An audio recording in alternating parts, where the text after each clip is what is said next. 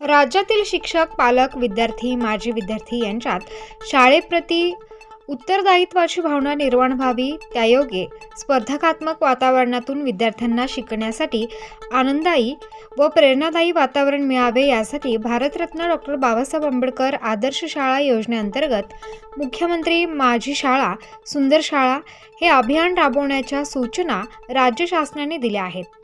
राज्यात सन 2020-21 पासून भारतरत्न डॉ. बाबासाहेब आंबेडकर आदर्श शाळा योजना पूर्णतः राज्य पुरस्कृत योजना राबवण्यात येत आहे.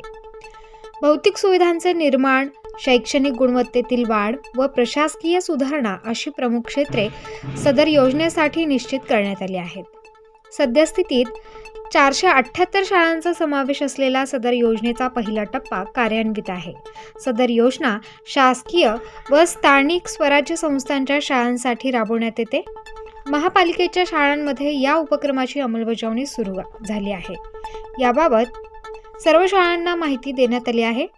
विभाग स्तरावर पहिले बक्षीस 21 लाख, दुसरे बक्षीस 11 व तिसरे बक्षीस 7 लाख रुपये असणार आहे.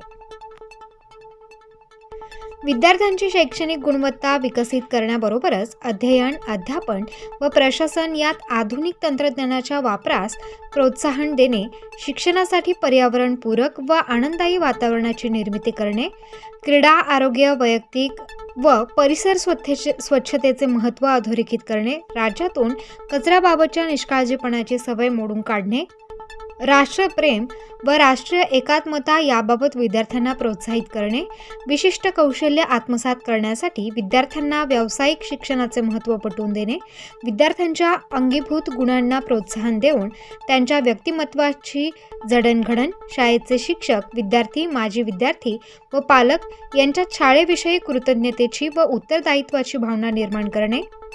सदर अभियानाची सुरुवात औपचारिक कार्यक्रमाद्वारे होईल. त्यानंतर आयुक्त हे ज्या दिनांकास निश्चित करतील त्या दिनांकापासून पुढील 45 दिवसांच्या कालावधीकरिता हे अभियान चालू राहील. या अभियानाअंतर्गत विविध उपक्रमांचे आयोजन या 45 दिवसात करणे आवश्यक राहील.